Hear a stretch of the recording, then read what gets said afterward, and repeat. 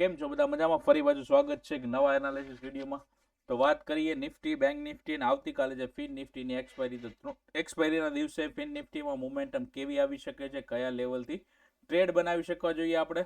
તો વાત કરીએ અત્યારે નિફ્ટીની 1 ડેની ટાઈમ ફ્રેમ ઉપર. તો નિફ્ટીની 1 ડેની ટાઈમ ફ્રેમ ઉપર જોઈએ તો અહીંયાથી એક રિકવરી આપણને જોવા મળી છે, પણ આની કરતાં વધારે બેંક નિફ્ટી અને ફિન નિફ્ટી બંનેમાં આપણને રિકવરી સરસ મજાની 1 ડેની ટાઈમ ફ્રેમ ઉપર આપણને જોવા મળી છે. જે શાર્પ રિકવરી, આપણે વી શેપ રિકવરી કહીએ તો એવી રિકવરી આપણને અહીંયા જોવા મળી છે. હવે આપણે બુલિશ ક્યારે માની શકશું કે જ્યારે આ હાઈ છે, જ્યારે શુક્રવારના દિવસનો જ્યારે હાઈ લાગેલો હતો, એ હાઈ આવતીકાલે અથવા તો પરમ દિવસ ગમે ત્યારે બ્રેક કરે છે અને આ ટ્રેન્ડ લાઇનનું બ્રેકઆઉટ અહીંથી કરે છે. ટ્રેન્ડ લાઇનનું બ્રેકઆઉટ થયા પછી રિટેસ્ટ કરીને ફરી પાછું ઉપર જાય છે, તો એક નવી મુમેન્ટમ આપણને અપસાઇડની જોવા મળી શકે છે. આવાવાળા દિવસોમાં ફેડની મીટિંગ છે યુએસમાં અને ઇન્ડિયામાં, બંને જગ્યાએ છે. તો શું રિઝલ્ટ આવે છે એની ઉપર માર્કેટ આપણું ઇમ્પેક્ટ કરી શકે છે. મોમેન્ટમ આવી શકવાની ખૂબ જ પોસિબિલિટી છે. હવે વાત કરીએ 1 ડેની ટાઈમ ફ્રેમ ઉપર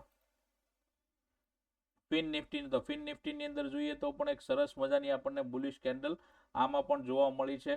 તો આવતીકાલ માટેના લેવલ કયા છે? તો લેવલની વાત કરીએ 15 મિનિટની અંદર. તો નિફ્ટીની પહેલા વાત કરીએ તો નિફ્ટીની અંદર એક આજે સ્લો મોમેન્ટમ આપણને જોવા મળી હતી માર્કેટની અંદર, ખાસ જેવી બેંક નિફ્ટી અને બેંક એક્સની અંદર મોમેન્ટમ હતી એવી આપણને નિફ્ટીમાં આજે જોવા મળી નથી. નિફ્ટીનો જે લાસ્ટ રેઝિસ્ટન્સ ઝોન છે, એ રેઝિસ્ટન્સ ઝોનની આજુબાજુથી આજે માર્કેટમાં ફરી પાછું એક હોલ્ડ જોવા મળ્યું છે નિફ્ટીની અંદર. નિફ્ટીની અંદર વાત કરીએ તો આવતીકાલે આ લેવલ જે છે, આ લેવલની ઉપર જો ફરી પાછું માર્કેટ અહીંયા ગેપ અપ ઓપનિંગ થાય છે ને 25,000નું જે રાઉન્ડ લેવલ છે એની ઉપર માર્કેટ બ્રેક કર્યા પછી અહીંયા હોલ્ડ કરે છે. હોલ્ડ કર્યા પછી જો અપસાઇડની મોમેન્ટમ આવે છે તો જો શુક્રવારનો હાઈ છે ત્યાં સુધી જવાના નિફ્ટીના પણ ચાન્સીસ છે. હવે માની લો કે માર્કેટ અહીંયા ફ્લેટ ઓપનિંગ થાય છે, ફ્લેટ ઓપનિંગ થયા પછી નીચેની બાજુનું લેવલ બ્રેક કરે છે પહેલી કેન્ડલની અંદર, અથવા તો પ્રાઇસ એક્શન બનાવ્યા પછી બ્રેકડાઉન કરે છે, તો પહેલાં આપણને સપોર્ટ અહીંયા મળી શકે છે 24,850 થી લઈ અને 70ની આજુબાજુનો આપણને અહીંયા ફરી પાછું એક સપોર્ટ જોવા મળી શકે છે.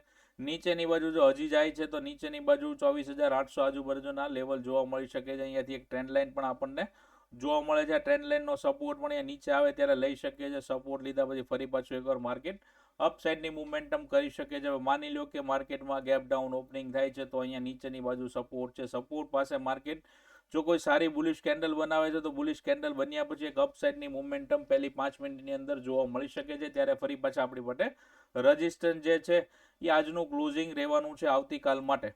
વાત કરીએ હવે બેંક નિફ્ટીની. તો બેંક નિફ્ટીની અંદર આવતીકાલ માટે કેવી રીતે ટ્રેડ કરવા જોઈએ તો અહીંયા 5 મિનિટની ટાઈમ ફ્રેમ ઓપન છે. 5 મિનિટની ટાઈમ ફ્રેમની અંદર વાત કરીએ આપણે તો બેંક નિફ્ટીની અંદર આજે એક શાર્પ રિકવરી આપણને જોવા મળી હતી. માર્કેટનું ઓપનિંગ થયું હતું નોર્મલી ગેપ ડાઉન ઓપનિંગ થયા પછી માર્કેટમાં એક સરસ મજાની અપડાઉન મોમેન્ટમ ચાલુ હતી. તો આ મોમેન્ટમની અંદર માર્કેટમાં બધાને થોડા ઘણા પૈસા બન્યા હશે અને આ મોમેન્ટમ જે લાસ્ટમાં આવી હતી એની અંદર આપણને એક સારા એવા પૈસા ને સારા એવા પોઈન્ટ કોલની અંદર આપણને જોવા મળ્યા હતા. અહીંયાની જે મુવમેન્ટ હતી એક કેન્ડલની અંદર મોમેન્ટમ આવી હતી. આ મોમેન્ટમની અંદર કોઈએ જો એડવાન્સમાં કોલ બાય કરેલા હશે તો અહીંયા પણ એને એક મોમેન્ટમ જોવા મળી હતી. તો આવતીકાલની વાત કરીએ તો આવતીકાલે જો માર્કેટ અહીંયા ફ્લેટ ઓપનિંગ થાય છે, ફ્લેટ ઓપનિંગ થાય છે તો આપણી માટે અહીંયા ઉપર અને નીચેના બંને સપોર્ટ છે અને ઉપરની બાજુ રેઝિસ્ટન્સ છે. જો આ રેઝિસ્ટન્સને અહીંયાથી બ્રેક કરે છે તો અપસાઇડની એક મુવમેન્ટમ બતાવી શકે છે. અને જે શુક્રવારનો હાઈ છે એટલે કે 51,400ની આજુબાજુ ફરી પાછું આપણને માર્કેટ જોવા મળે છે અને એની ઉપર જો સસ્ટેન કરે છે 51,500ની આજુબાજુ, તો લાસ્ટ આપણે ઘણા બધા દિવસોથી એક માર્કેટ રેન્જમાં હતું તો ફરી પાછું એક અહીંયા આપણને રેન્જની અંદર બેંક નિફ્ટી જોવા મળી શકે છે. જો 51,700ની આજુબાજુનું જે લેવલ છે એની હોલ્ડ કરીને બ્રેક કરે છે તો અપસાઇડની મુવમેન્ટમ એટલે કે ફરી પાછો નવો ઓલ ટાઈમ હાઈ પણ બેંક નિફ્ટીની અંદર જોવા મળી શકે છે. માર્કેટનું ઓપનિંગ થાય છે ગેપ ડાઉન ઓપનિંગ સાથે કઈ રીતે ટ્રેડ કરવાનો છે. માર્કેટનું ઓપનિંગ જો ગેપ ડાઉન થાય છે તો અહીંયા નીચેની બાજુ પણ આપણને એક સપોર્ટ જોવા મળી શકે છે. અહીંયા આપણને સ્ટ્રોંગ સપોર્ટ છે. લાસ્ટમાં માર્કેટ અહીંયાથી અપસાઇડની મુવમેન્ટમ કરી હતી અને અહીંયા પણ એક સપોર્ટ રેઝિસ્ટન્સ પહેલા બન્યો હતો, હવે અહીંયા ઉપર જઈને સપોર્ટ પણ બન્યો છે. તો માર્કેટનો પ્રાઇસ એક્શન પ્રમાણે જોઈએ તો અહીંયા 50,000 આજુબાજુનો 51,900 થી લઈ અને 51,000નો આપણી પાસે એક સપોર્ટ ઝોન બનેલો છે. આ સપોર્ટ ઝોનની આજુબાજુથી ફરી પાછું માર્કેટ જો અપસાઇડની મોમેન્ટમ આપે છે તો ફરી પાછું એક નવું અપસાઇડનું લેવલ પણ આપણને જોવા મળી શકે છે. માર્કેટનું ઓપનિંગ થાય છે ગેપ અપ ઓપનિંગ થયા પછી 51,400 ની આજુબાજુ જો અહીંયા માર્કેટનું ઓપનિંગ થાય છે તો અહીંયા સવારમાં એક પ્રોફિટ બુકિંગની કેન્ડલ જોવા મળી શકે છે. ફરી પાછું અહીંયાથી એક સપોર્ટ બનાવે છે, સપોર્ટ બનાવીને ફરી પાછું ઉપર જાય છે. તો હાઈ બ્રેક કર્યા પછી પણ એક સરસ મજાની અપસાઇડની મોમેન્ટમ કન્ટિન્યુ આપણને આવતીકાલે જોવા મળી શકે છે. તો બેંક નિફ્ટીની અંદર ધ્યાન રાખવાનું છે, ચાર્ટ ઉપર અને પ્રાઇસ એક્શન ઉપર વાત કરીએ તો અપસાઇડની મોમેન્ટમ આપણને કન્ટિન્યુ જોવા મળે છે. અહીંયા પણ તમે જોઈ શકો છો કે જ્યારે અહીંયા જે સપોર્ટ અહીંયા રેઝિસ્ટન્સ બનતો હતો, આ ઝોનનો જે રેઝિસ્ટન્સ હતો, રેઝિસ્ટન્સ બ્રેક કર્યો નથી. પેલા નીચેની બાજુ માર્કેટ આવ્યું છે, નીચેની બાજુ ફરી પાછું અહીંયાથી સપોર્ટ બનાવ્યો છે, સપોર્ટ બનાવ્યા પછી ધીરે ધીરે માર્કેટે બ્રેકઆઉટ કર્યું છે. બ્રેકઆઉટ કર્યા પછી રીટેસ્ટ કર્યા પછી ફરી પાછું બ્રેકઆઉટ, ફરી પાછું બ્રેકઆઉટ કર્યા પછી ફરી પાછું રીટેસ્ટ કરીને એક અપસાઇડની મોમેન્ટમ આની અંદર આપણને જોવા મળી છે. તો પ્રીમિયમની મોમેન્ટમ ખૂબ જ વધારે હતી. તો આવું થાય તો ત્યારે ધ્યાન રાખવું, એક બે ટ્રેડ બની ગયા હોય તો પછી ફરી પાછું શાંતિથી માર્કેટમાં બેસવું અને કોઈ સારી મુવમેન્ટની વેઇટ કરવાની છે. કેન્ડલ મોટી બન્યા પછી આપણે રહી ગયા એવું થાય તો ફોમો ક્રિએટ કરવાની જરૂર નથી. હવે વાત કરીએ આવતીકાલે જેની એક્સપાયરી છે એટલે કે ફિન નિફ્ટી. તો ફિન નિફ્ટીની અંદરમાં જે સારું એવું મોમેન્ટમ આપણને જોવા મળી હતી. As it is bank Nifty પ્રમાણે ફિન નિફ્ટી ચાલે છે.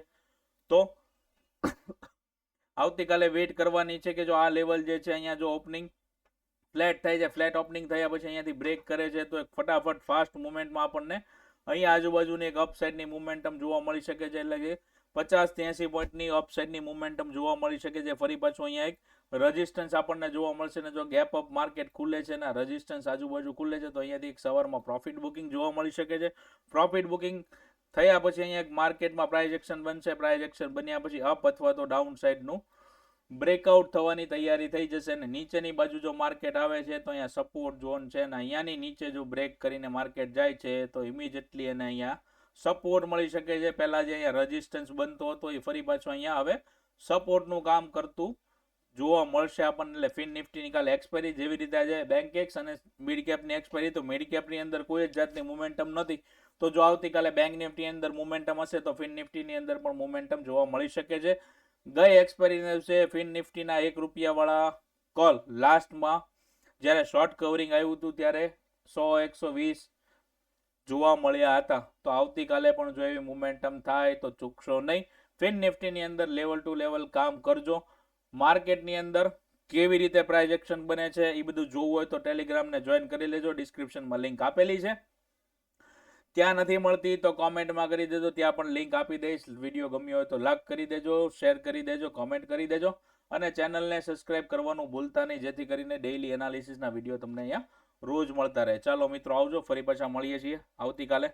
જય હિન્દ, જય ભારત.